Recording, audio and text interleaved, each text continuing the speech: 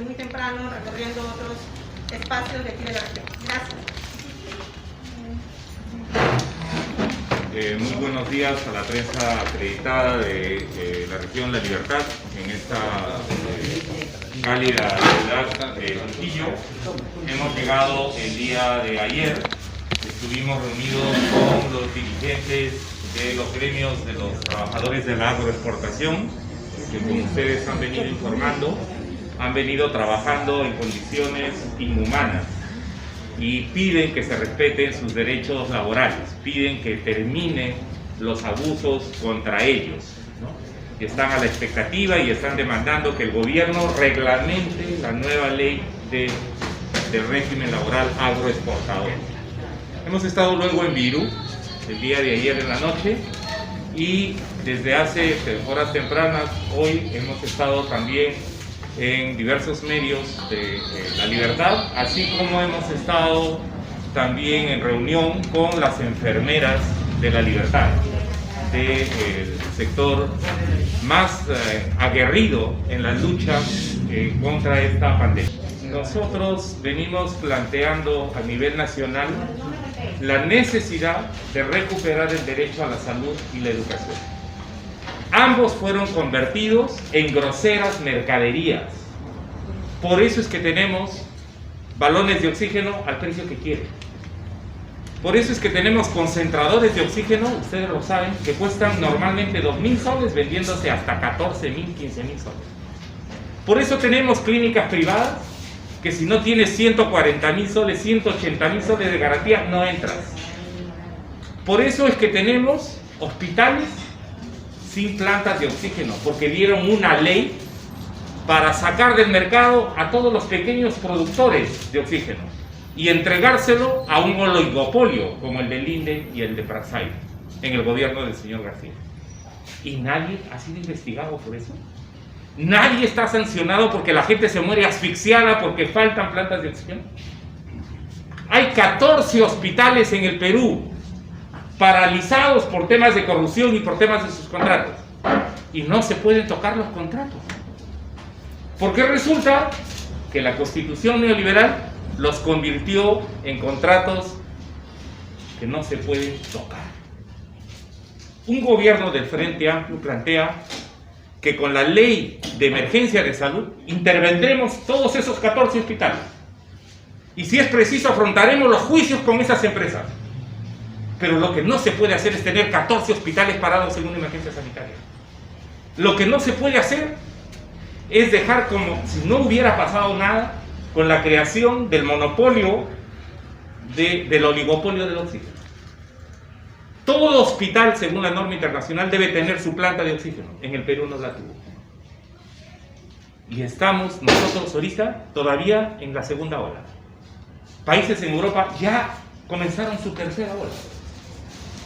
Nosotros necesitamos asegurar en la emergencia sanitaria, como lo hemos dicho y se lo hemos pedido personalmente al presidente Sagasti y Palacio de Gobierno, y se lo hemos pedido a través de nuestra bancada en el Congreso, que se priorice la entrega gratuita de oxígeno, que se priorice el equipamiento con plantas de oxígeno en todos los hospitales, que se pongan a funcionar esos 14 hospitales paralizados por temas de corrupción, que se contrate a personal, enfermeros y médicos en más de 4.000 puestos de salud en todo el Perú, que solo tienen técnicos de salud. Nosotros estamos planteando que además se distribuyan alimentos a los comedores populares. Ustedes lo saben aquí en Trujillo. Hay niños que se han quedado huérfanos porque los padres han muerto. Hay ancianos que se han quedado desprotegidos porque los hijos han muerto. Y yo he visitado comedores populares en los que ahorita solo tienen avena para el desayuno. No puede ser que no se les distribuya alimentos de manera masiva comprándole a nuestros propios productores agropecuarios. Nosotros estamos planteando que el tema del agua potable, porque no es posible que la autoridad salga a decir lávese las manos, regrese a su casa, báñese, pero hay 8 millones de peruanos que no tienen agua potable. Y por eso nosotros, como una organización política ecologista que viene defendiendo el derecho al agua, no de ahorita, de toda la vida, decimos que una prioridad en la reactivación económica del Perú es construir las obras de agua y saneamiento para esos 8 millones de peruanos. Y allí podemos ir hacia el contratamiento de las empresas privadas para construir. Allí podemos ir a generar empleo, y si generamos empleo, ese ingreso se va a gastar en la economía peruana. Y entonces reactivaremos la economía sobre la base del derecho al agua. Y si decimos que el gobierno corrupto del señor Vizcarra no puede mantener el proyecto 214, el decreto legislativo 214, que Sagasti lo mantiene. Yo presenté un proyecto de ley para derogarlo. Buscan la privatización del agua. No lo permitamos. Ya privatizaron la salud, privatizaron la educación, privatizaron las pensiones, privatizaron los puertos y aeropuertos. ¿Van a privatizar el agua? No, señores. Un gobierno de Frente Amplio va a defender como partido político ecologista el derecho al agua. Y nosotros decimos un shock de inversiones también, no solo en agua y saneamiento, sino en infraestructura vial. Es necesario las carreteras, es necesario los puentes, son necesarias las trochas, los caminos rurales. Es fundamental que nosotros generemos empleo y articulemos más nuestras economías. Construcción de vivienda popular. Diversas universidades han desarrollado módulos de construcción de viviendas populares, de bajo costo. No se trata de regalar viviendas, pero sí de ayudar a las personas que no lo tienen. ¿Han visto ustedes el éxodo maldito al que fueron obligados las personas que no tenían una vivienda adecuada a tener que caminar cientos o hasta miles de kilómetros para llegar a su ciudad? Que no vuelva a ocurrir. La Superintendencia de Bienes Nacionales tiene terrenos en todo el Perú. Que estos sean titulados en favor de las personas que no tienen vivienda. Y que se lance un programa nacional de construcción de vivienda para las decenas de miles de peruanos que no tienen vivienda. No se trata de regalarlo, a créditos accesibles. Y en el caso de la reactivación económica para las pequeñas y medianas empresas. De los 30.000 millones de soles que se han distribuido en Reactiva, de un programa de más de 60.000 millones de soles, le han dado dinero a las empresas lavajadas, le han dado dinero a las empresas que tienen deudas ambientales, le han dado dinero a las empresas que tienen deudas tributarias. Y miren lo que acaba de hacer el Tribunal Constitucional. Le acaban de perdonar la moratoria de intereses a Telefónica. Y con eso le van a abrir la puerta a Scotiabank, le van a abrir la puerta a Mina Buenaventura y le van a abrir la puerta a un conjunto de sinvergüenzas que no han pagado sus impuestos en el país. En esta hora que necesitamos más impuestos. Y nos dicen a nosotros, ¿con qué lo van a financiar? Vamos a financiarlo cobrando las grandes deudas tributarias. Vamos a financiarlo con el impuesto a las grandes fortunas. Vamos a financiarlo desapareciendo las exoneraciones tributarias. Las casas de juego, las universidades privadas que han lucrado, las mineras, las agroexportadoras tienen exoneraciones tributarias. Eso no puede seguirse permitiendo. Y por eso es que planteamos que como parte de los cambios profundos, tiene que haber también una asamblea constituyente. Y llamaremos a un referéndum para asamblea constituyente. Cuando los trabajadores reclaman para que se termine el régimen abusivo de las AFPs y de la ONP, le dicen es inconstitucional. Cuando la gente reclama frente a contratos de corrupción, le dicen es inconstitucional. Cuando el Congreso y nosotros luchamos para desaparecer el abusivo régimen CAS en la administración pública, nos dicen no, eso es anticonstitucional. Pero cuando el TC le perdona la deuda a las grandes empresas, eso sí es constitucional. Cuando una empresa hace un contrato de corrupción, no lo toquen, porque es inconstitucional. No, señores. La Constitución tiene que garantizar derechos fundamentales: salud, educación, vivienda, alimentación. Y los contratos tienen que respetarse si no son contratos de corrupción, si no tienen que revisarse o tienen que anularse, como los contratos del señor Castañeda y la señora Susana Villarán, o los contratos lesivos como el gas de Camisea, donde los mexicanos pueden comprar gas más barato que los propios peruanos.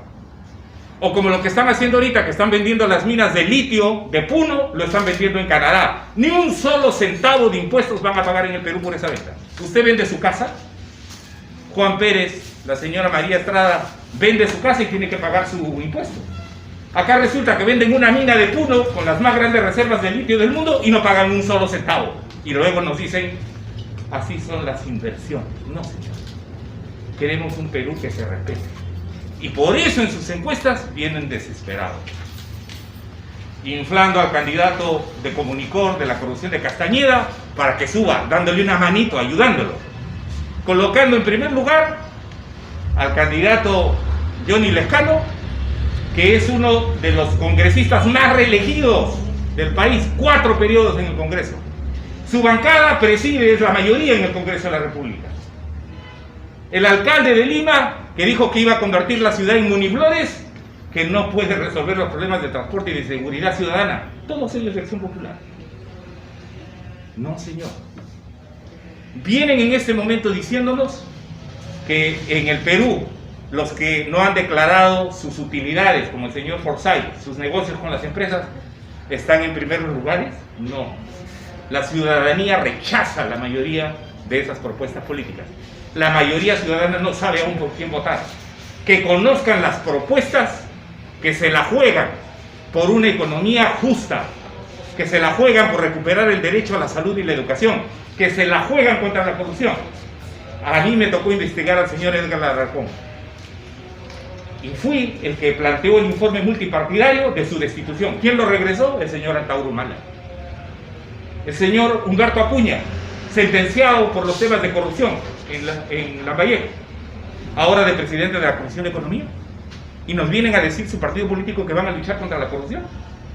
La señora Keiko Fujimori, que su organización política está investigada por organización criminal, nos viene a decir que va a luchar contra la corrupción. ¿En qué país estamos? Nosotros planteamos, como lo hicimos en nuestro paso por el Congreso y que esto quisiera terminar, lucha frontal contra la corrupción. El Frente Amplio se enfrentó a todos esos corruptos. Y por eso a nosotros nos dan de alma y nos temen. Saben que somos el cloro y la lejía contra la corrupción en este país. Investigamos al señor Alarcón, presentamos la vacancia del corrupto PPK, presentamos las primeras denuncias contra los hermanitos, los cuellos blancos, contra Inostroza, contra el señor Ríos, contra Becerril. Presentamos las acusaciones constitucionales en su debida momento y oportunidad. Y ahora hemos presentado la acusación constitucional contra el señor Vizcarra por el tema de las vacunas y la corrupción en ese sector. Y no nos va a temblar la mano. A la corrupción venga de donde venga. Porque como dicen muchos de los militantes del Frente Amplio, estamos hartos de la corrupción. El de derecha roba con la mano derecha, el de la izquierda con la izquierda y el independiente a 2 manos. Eso tiene que terminar en el país. Y por eso planteamos la eliminación del secreto bancario de todos los funcionarios públicos, la eliminación y la prohibición de cuentas offshore. Ya reconocieron algunos candidatos que tienen sus cuentas offshore, ¿eh? Es decir, que evaden impuestos, es decir, que tienen cuentas secretas. Tienen que ser eliminadas. Y el mecanismo de puertas giratorias. Un día están en el gobierno regional, otro día están en su empresa. ¿A quién contrata el gobierno regional? A su empresa. Un día están de ministros. ¿A quién contratan? A la empresa de donde vienen. Ese mecanismo tiene que terminar. Y por eso nosotros decimos desde el Frente Amplio que la ciudadanía conozca las propuestas. La mayor parte de ciudadanos todavía no sabe por quién votar. La mayor parte de ciudadanos rechaza la clase política. Y con personas como las que nos acompañan y están aquí delante de ustedes, trabajando fuertemente porque podamos tener una situación de cambio profundo sobre la base de las credenciales de toda una vida que se ha enfrentado contra los problemas de la corrupción y de la gestión pública, decimos que sí se puede. Por eso es que en La Libertad lamentamos verdaderamente la muerte de nuestro compañero Teléfono Medina, le rendimos homenaje, hoy día vamos a estar en su pueblo. Él fue un alcalde que se enfrentó contra la corrupción, pero allí están tomando la posta, ¿no? Rosa Benítez, que ustedes la conocen como gestora cultural, con experiencia en los temas de educación pública y privada. Conocen ustedes a nuestra compañera Gretel, economista, que trabaja temas de desarrollo sostenible. nuestra compañera Sandra Gastañudí, que es enfermera de un sector que en este momento han sido uno de los que más, a los que más tenemos que reconocer y rendir homenaje por su lucha en estas horas de tragedia, de pandemia nacional. Nuestro compañero Ulises Vela, maestro, dirigente fonavista, en esta lucha que han emprendido muchos de los fonavistas y muchos de ellos han quedado también en el camino sin ver la restitución de su derecho. O de nuestro compañero Gonzalo Sánchez, que ha sido también autoridad en Cajamarca, en el distrito de Yonán, y que también ha sido dirigente de los trabajadores de la cementera Pacasmayo. A ellos y a nuestros compañeros que han sido mencionados también a lo largo y ancho del país, en esta lucha por un Perú mejor, con justicia ecológica, con justicia social, libre de corrupción, les rendimos un homenaje. Gracias a ustedes, a pedirles que sigan cuidando su salud. El periodismo juega un rol importantísimo en este momento. Son ustedes que no se dejen amedrentar por la gran prensa, que no dejen de informar con la verdad, que conozcan a todos los ciudadanos y jueguen un rol por la democracia y por la justicia social y ecológica en nuestro país. Muchas gracias.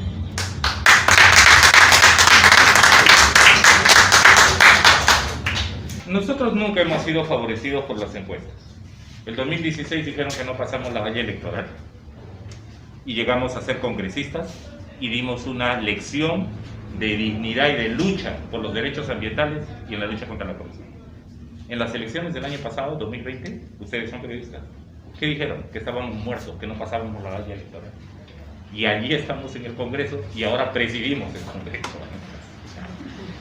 Entonces, en este momento nos dicen, no aparecen, están allí entre otros. Nosotros tomamos las encuestas como lo que son.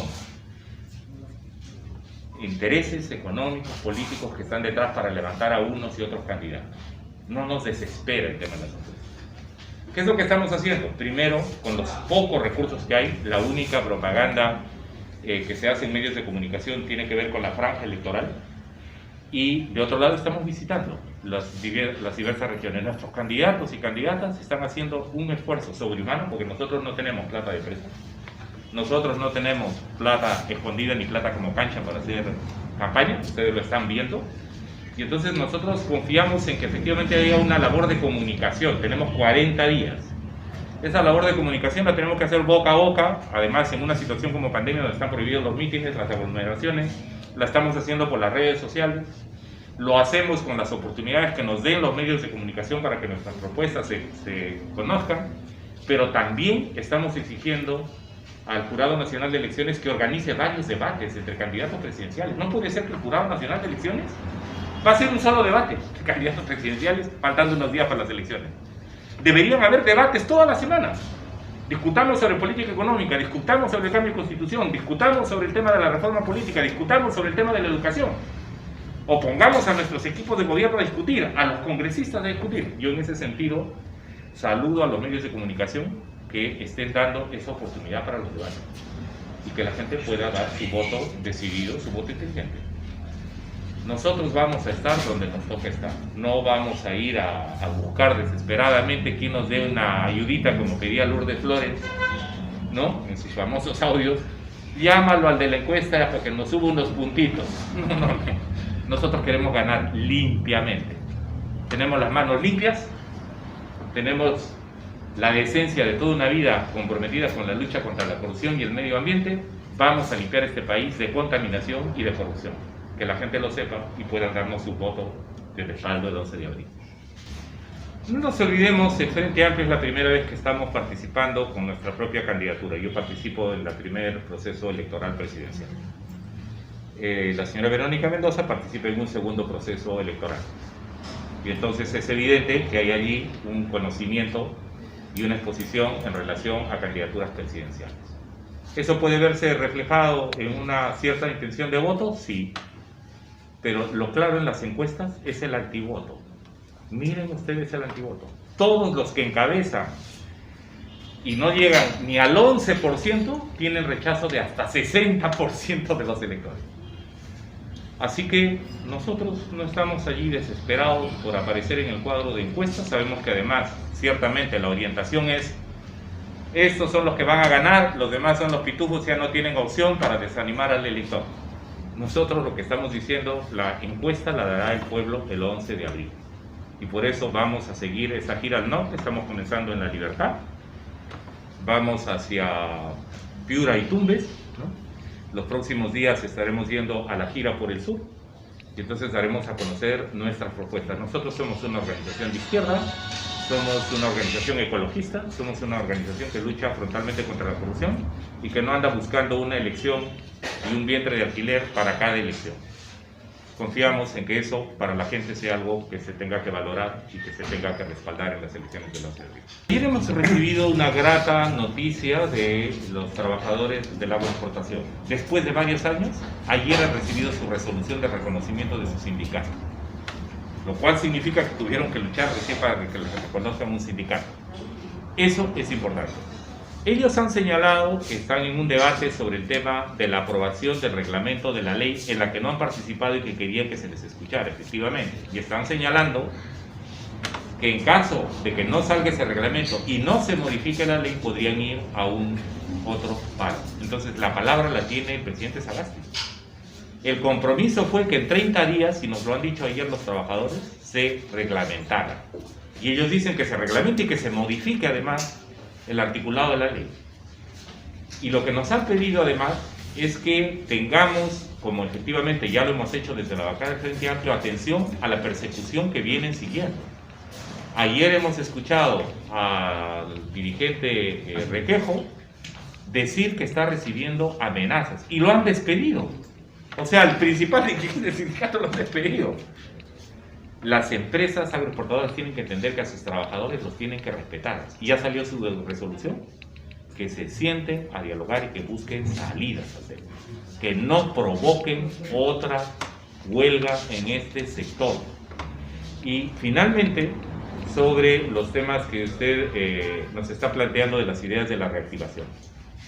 Para nosotros está claro que no podemos seguir con la reactivación más de lo mismo. Miren, ¿cómo es posible que de los 60.000 millones de soles le entreguen plata a las empresas Lavajato, a las empresas del Club de la Construcción, a las empresas que tienen grandes deudas tributarias? O sea, los han premiado, porque las tasas de interés son de 0.5%, 1%. Nosotros planteamos, uno, el shock de inversiones en infraestructura vial, el shock de inversiones en construcción de agua y saneamiento, el shock de inversiones en construcción de infraestructura vial. Y por lo demás, nosotros estamos planteando que se dé el programa de inclusión financiera. No es posible en este momento que permitamos que la banca usurera, como por ejemplo la banca azteca, que es la más usurera de todas, pero ahí no se escapa Saga Falabella, ahí no se escapa tampoco el Banco de Crédito. A usted, si coloca sus ahorros, le pagan una miseria, pero si a usted le prestan, le van a cobrar tasas usureras. Nosotros planteamos, uno, la regulación de las tasas bancarias. Dicen que no quieren. Bueno, va a haber un gobierno que se haga respetar y que no abuse con las tasas bancarias. Dos, planteamos que el Banco de la Nación debe competir en el sistema de microcrédito. Todo peruano con DNI tiene que tener una tarjeta de ahorro y crédito en el Banco de la Nación, con préstamos de microcrédito, 10.000 soles, a bajas tasas de interés. El que pague y sea puntual tendrá derecho a poder recibir más microcrédito. Planteamos que las cajas municipales, que han mostrado ser eficientes, planteamos que las cooperativas de ahorro y crédito, que están supervisadas por la Superintendencia de Bancos Seguros y tienen una cartera de microcrédito, puedan tener más recursos para reactivar la economía desde el pequeño y mediano empresario. Y planteamos que en el caso del FAE agrario, estamos hablando de 2 millones de familias que producen más del 70% de los alimentos de todos los peruanos, tengan acceso a crédito. El FAE agrario está demandando 5.000 millones de soles para su reactivación. Le han dado 2.000 millones de soles y de esos 2.000 millones solo han ejecutado el 5%. Nosotros ejecutaremos el 100% del FAE agrario como parte de la reactivación. La informalidad la ha generado la gran banca. Porque si sus tasas son usureras, ¿a dónde va a ir la gente? Usted sabe que están yendo al crédito usurero, porque en ese crédito usurero, para comenzar, le dan sin tanto papeleo. En segundo lugar, le dan rápidamente. Si usted es un pequeño empresario o si usted es un trabajador con informalidad, la posibilidad que le den un crédito en ese sistema bancario es imposible. Ellos son parte del problema, no son parte de la solución. Lo que necesitamos es una banca que dé acceso al microcrédito. Y sí creemos que es necesario, como pasa en otros países, que las tasas tienen una franja. No puedes excederte de cobrar más de lo que constituya una tasa legítima para poder operar y tener una rentabilidad, porque los bancos viven de la rentabilidad del movimiento del dinero. Pero lo que no pueden mantener son tasas usureras. Y nos están diciendo, no, eso no se puede porque es libre mercado. Claro, con ese cuento, también dicen las fábricas de oxígeno que pueden vender el oxígeno al precio que quieren. Con ese cuento, el monopolio de farmacias dice que puede vender la citromicina que costaba en un momento 4 soles, 5 soles la cajita a 30, 35, 40. ¿Qué es eso? No, señor. Aquí debe haber un proceso de regulación de las tasas y hay que competir. No quieren hacerlo ellos. Que lo haga el Banco de la Nación, que lo hagan las cajas municipales, que lo hagan las cajas de crédito. Y si ellos no quieren, el Estado coloque reglas para que otros bancos grandes entren a competir. Entren a competir para el crédito a la gran empresa. Y no solamente este pequeño grupo de 4 grandes bancos que tratan el Perú como si fuera su chacra. Eso no se puede permitir. Más competencia en ese sector. Romper el oligopolio de la banca que en este momento se ha convertido en usurera. Problemas de agua y saneamiento. Quinto lugar, el tema de los hospitales paralizados. Esos 14 hospitales tienen que ponerse a funcionar ya. En sexto lugar, hay que ir hacia los temas de la alimentación. No nos olvidemos que la población más vulnerable, la que se está enfermando, es porque tiene que salir de su casa, porque tiene que buscarse el pan de cada día. Los comedores populares, mientras dure esta emergencia, tienen que tener asegurada la alimentación. Eso es fundamental y hace parte de la política de salud. El tema de las vacunas. En el tema de las vacunas hay que continuar para garantizar que hay que adquirir las vacunas para todos los peruanos. Todos los peruanos. Si no nos inmunizamos todos los peruanos, el problema de la pandemia no estará resuelto. El vacunado le va a llevar la enfermedad que no está vacunado. Ese es el grave drama de la salud. Lo está diciendo la Organización Mundial de la Salud.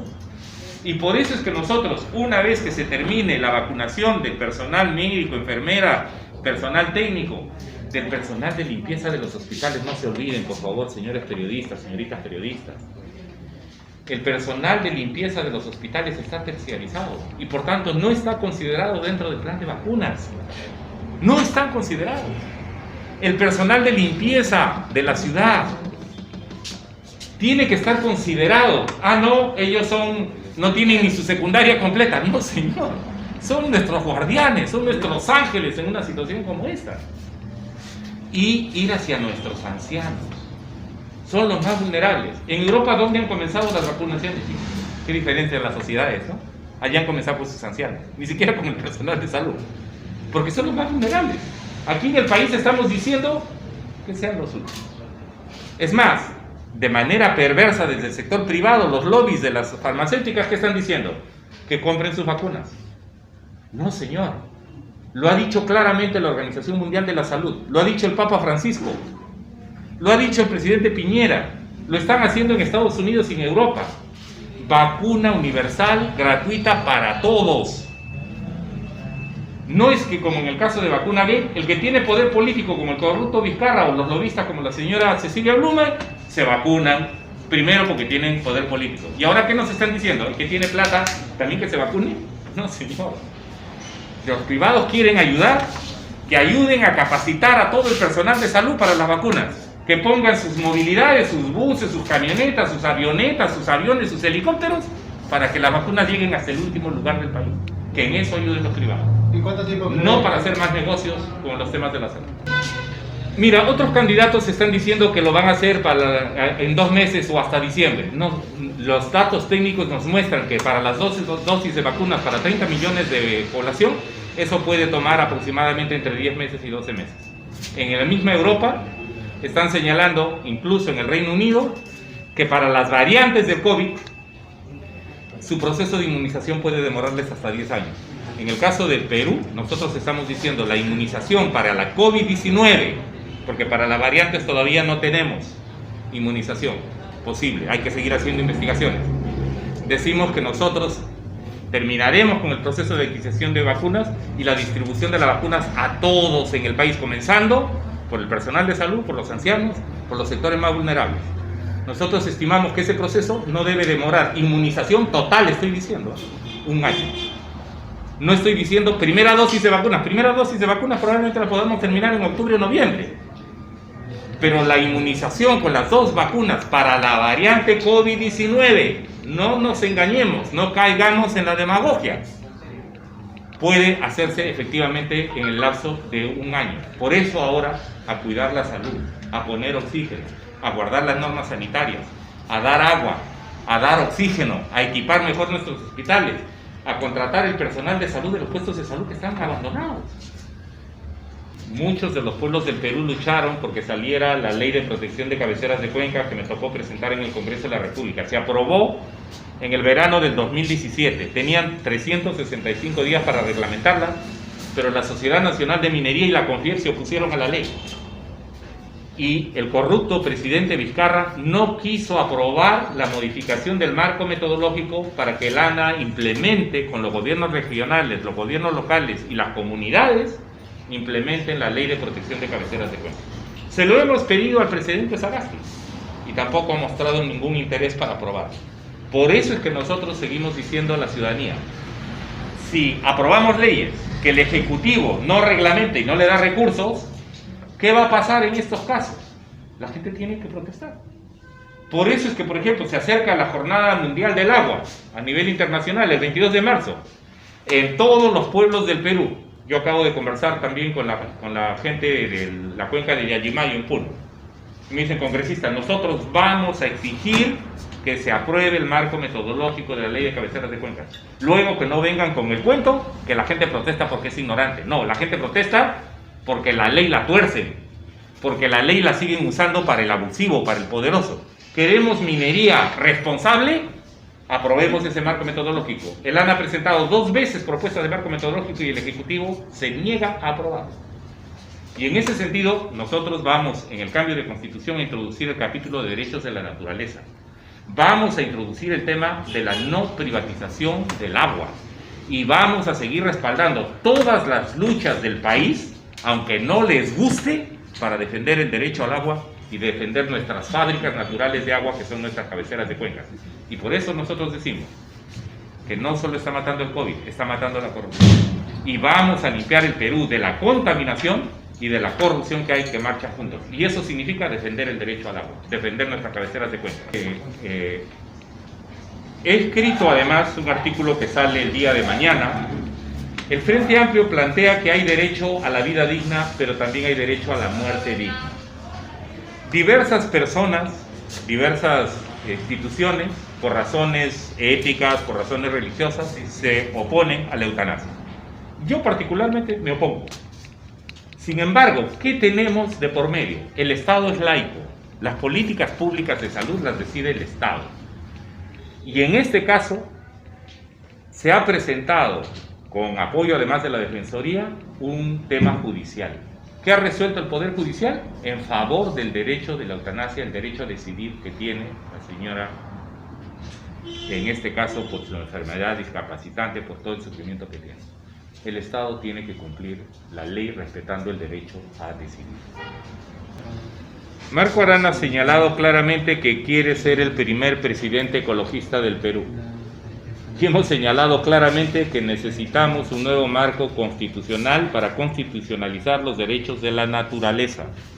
Estamos en época de crisis climática global, estamos en épocas de cambio climático. No le fallemos a las futuras generaciones. Tenemos que dejar el mundo y la naturaleza mejor que lo hemos encontrado. Nosotros en ese sentido hemos presentado ya el proyecto de ley para nueva minería. Tiene que haber ordenamiento territorial. La minería no se puede hacer donde se les pega la gana. Allí donde hay zonas de alto valor agroecológico, forestal, turístico, no se puede hacer minería. La minería se hará ordenando el territorio, y señalando claramente reglas muy estrictas en la manera como se van a extraer, qué tecnología van a usar, cómo se va a fiscalizar. ¿La minería es una actividad económica importante en el país? Sí. ¿Todo proyecto minero se puede hacer? No. Hay que ver cuáles se pueden hacer y cuáles no se van a hacer. Y en ese sentido, por ejemplo, proyectos como el de Tía María o proyectos como el de Conga no van. Lo tenemos muy claramente afirmado, como proyectos como el de Tambo Grande. No pueden ir por los graves daños. O los proyectos del megapuerto de Nazca, por ejemplo, que generarían graves daños sobre el mar, tampoco tienen ni licencia social ni viabilidad técnica.